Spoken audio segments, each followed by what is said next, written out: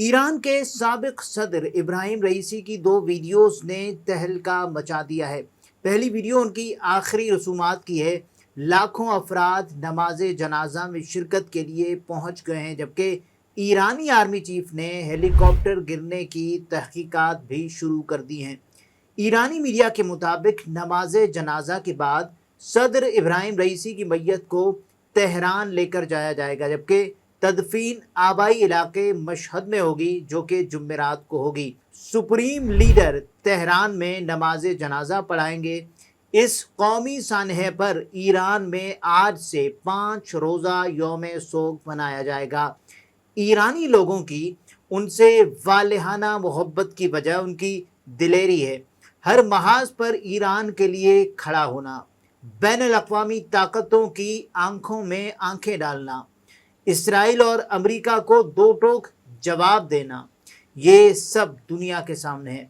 उनकी तदफीन जुमेरात को होगी, ताहम ईरानी लोगों का अपने सदर के लिए खड़े होना ज़मीनी खुदाओं के लिए ख़तरे की घंटी है। दूसरी वीडियो ईरानी सदर के घर की है, जिसकी दीवारों से, घर में रखे फर्नीचर से या फिर घर की मजमूई हालत से कहीं से भी ये नहीं लग रहा कि ये किसी सरबराह मुमलिकत का घर है। उनकी बूढ़ी वालिदा को भी लाठी थामे उस घर में चलते देखा जा सकता है। इसे कहते हैं वफा के बदले वफा। ईरानी लोग उनकी आखिरी रसूमात में इसलिए भी हैं क्योंकि दोनों की यानी अवाम और सदर इब्राहिम रईसी के एक दूसरे से जज्बाती वाबस्तगी थी, जो कि आगे भी रहेगी।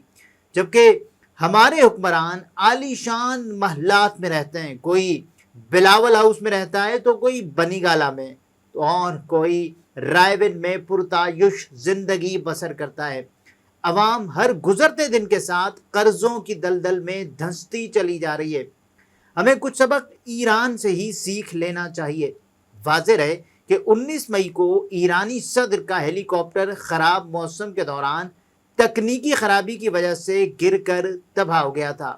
हेलीकॉप्टर ईरानी मशरक़ी आज़रबाईजान सूबे में गिरा, जिसमें इब्राहिम रईसी, वज़ीर ख़ारिजा अमीर अब्दुल हय्यान, मशरक़ी आज़रबाईजान के गवर्नर मालिक रहमती, तबरेज़ के इमाम सैयद मोहम्मद अल हाशिम, सदर के सिक्योरिटी यूनिट के कमांडर सरदार सैयद मेहदी मौसवी समेत बॉडीगार्ड और हेलीकॉप्टर अमला जाँ बाक हो गया था।